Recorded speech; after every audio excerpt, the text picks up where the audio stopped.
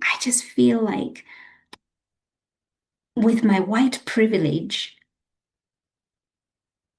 I can get away with not having to do this work because it is not something that affects my day-to-day life. So how do I even begin to apply it when we're together inside of working together and in your program represented? I'm alive. I'm having deeper, more intentional conversations at my dinner table. But once we are done with this work, it's like it gets parked to the side. It feels like it's something separate from who I am. And I'm really, really finding it hard to stay in it. We are represented. We are represented.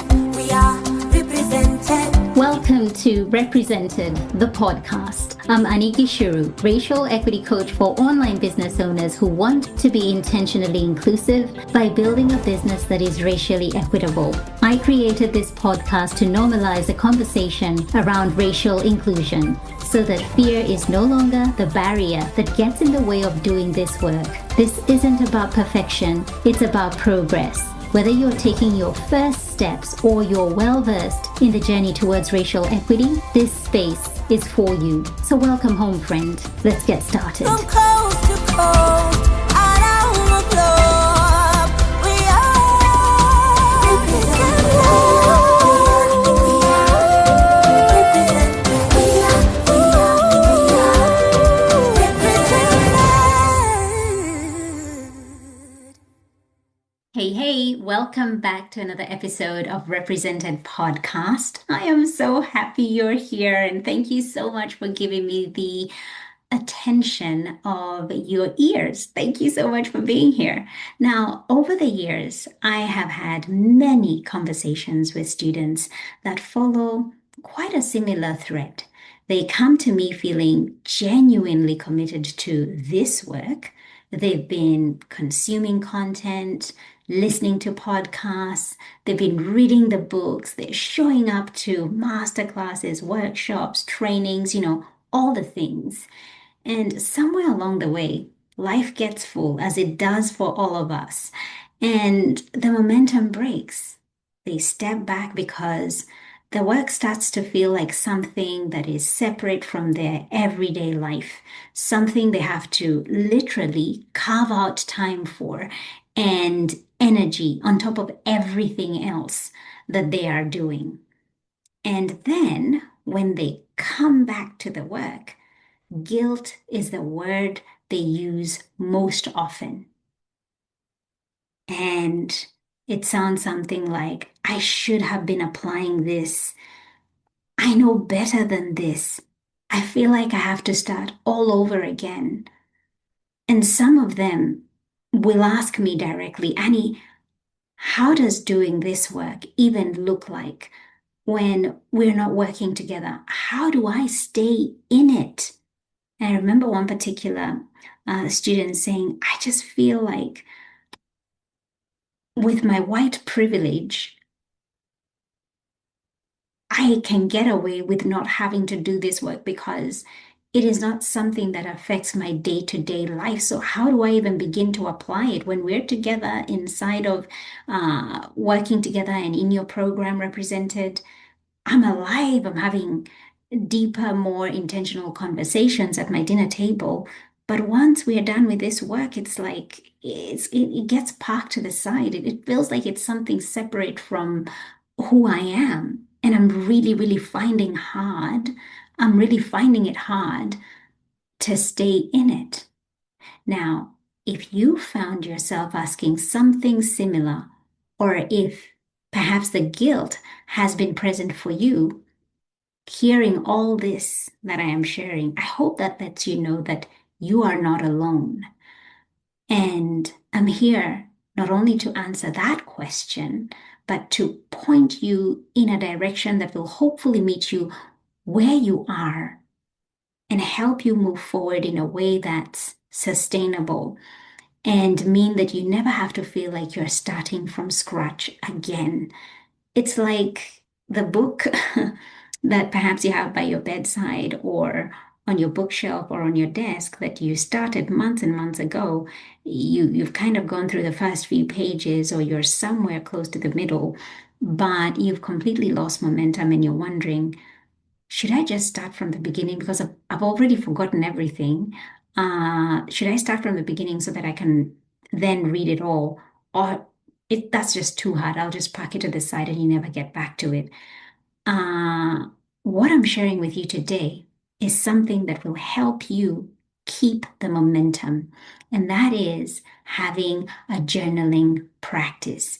And I've broken it down into three parts that are really simple and digestible, something that you can keep coming back to, something you can return to again and again, because as you know, this work is lifelong work. Okay, let's begin with part one. And the question that I want you to be asking yourself is, what am I taking in? And this is in regards to the content that you're consuming. So before you open a book, press play on this podcast, or you're scrolling through an article, the first part of this practice is really getting you to pause and bring some intentionality into what you're about to consume. And this is where your journal comes in for the first time. So you can ask yourself a few questions before and as you take things in. So, what am I, or rather, who am I learning from? What perspective are they bringing? And whose voices might be missing from what I'm consuming? And these questions are deliberately designed to keep you as an active participant in your own learning rather than just having a passive one where we're just collecting information and you're hearing it, but you're not doing anything with it. And with that collecting of information, I want to just talk about credible sources for a moment, because credible sources matter enormously in this work. And who you learn from is a full conversation on its own. And in fact, as I was preparing for this episode, I was thinking, when it comes to credible sources, I think that's something we need to talk about, and it deserves its own episode. So I will be dedicating an entire episode to credible sources. But for now, the practice is simply to notice, who are you consuming from? And really to bring that awareness to the habit of, as you consume, before it becomes something that is so automated. So keep asking yourself these questions. Who am I learning from? What perspective are they bringing? And whose voices might be missing from what I'm consuming? One more question worth asking yourself here. Am I giving this time to breathe, or am I moving through it too quickly? Because the pace at which we are moving with life these days, there's just so much content. We're overwhelmed with the amount of content around us. There is no shortage of content. And so it is so easy to get into the hamster wheel of just moving through it too quickly. And especially when it comes to this work of racial equity, volume is not the same as depth. Uh, Consuming more does not always mean that you're growing more. In fact, when you slow it down, that is when it becomes more digestible. And so, let's move on to part two. And the next question is, in this part, what is this bringing up in me? And I feel like this is the part that a lot of people skip.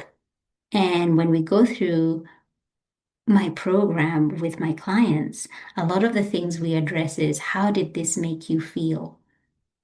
Did you notice anything within your body? Because it is easy to consume content. You kind of like tick a mental box and move on. Yay, I did this. I listened to Annie's podcast. I'm on track. I'm doing great. At least I'm doing something, and um, I'm not bagging the idea of listening to this podcast. Of course, I want you here and I want you to be listening, but let it not be just a mental checker or just a thing that you do that you just tick a box. But consuming information is not the same as doing the work. The work happens here in the accounting of what the consuming brought up in you. So as you're journaling, what did it bring up for you? And in doing this, your journal practice becomes a record of how you respond rather than just an accumulation of different content you've been engaging with, because it's quite nice to look at a list and go like, I've been consuming this and the other, and I've read like 5 books. I had a goal of reading 10 or 20 books in a year, and I've read 50, and oh my God, this is so amazing. And that can be great, but what did we retain? What did it do in us? And I love this trauma therapist and somatic practitioner, Resmaa Menakem. In his book, My Grandmother's Hands, argues that racism does not only live in our minds or in our institutions, it actually lives in our bodies as well. And all of our bodies, not just those who are racialized as Black, but all of us. But it lives so in different ways. He describes how centuries of racial violence have etched stress responses into our nervous systems, and how those responses show up automatically, even when we are simply reading an article, or as you may be listening to this podcast right now. So, when your chest tightens, when your face gets so hot and you feel flushed, when you notice your hands have gone cold or your breath has shortened, your body is telling you something. That's the learning, and that's what you should be including in your journaling practice. Psychologist and neuroscientist Lisa Feldman Barrett offers something equally important in her book, How Emotions Are Made. She argues that emotions are not fixed reactions that happen to you. They are constructed by your brain in the moment, shaped by your past experiences, your culture, and the concepts you have available to make sense of what you are feeling, which means the simple act of naming what you are experiencing in your journal puts words to the sensation, is an act of agency over your own emotional life. I love that so much. It gives us agency over our own emotional life. These two ideas together are why this part of the practice matters so much, because your body is giving you real information, and then you have more power over what you do with that information. So, some questions to bring to your journal here are: what did I feel when I read or heard this? Where did I feel it in my body? What am I resisting? What part of me wants to move on quickly, and why? Now remember, as you're going through this, you don't have to have the answers right there and then. The practice is actually in the asking, in being willing to stay in the question a little bit longer than is actually comfortable, because that's where growth happens, in the accounting of what it brought up in you. Okay, let's move on. Part 3. Now that you know, what do you do with it now?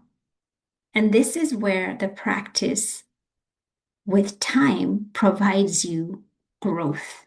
where you are not finding yourself having to start over and over again. This is where you get to decide, what do I do with what I have recorded?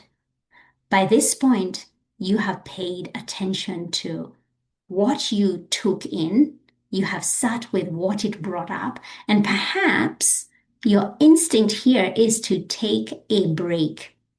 But the bigger question is, am I taking a break because I need to process everything that I've noted down? Or am I taking a break to avoid? Now, I want you to know that breaks in this work are actually not optional. Your nervous system needs them. You need time to integrate what you have taken in. In fact, Resmaa is very clear on this. Healing demands slowness. You cannot rush this work and expect it to stay. But there is a difference between a break that is part of the practice and a break that is, see ya, I've departed, I have left. Such and such has left the WhatsApp group. There's a big, big difference. Your journal is the place where you can tell the difference, because when you write it down, you often already know the answer.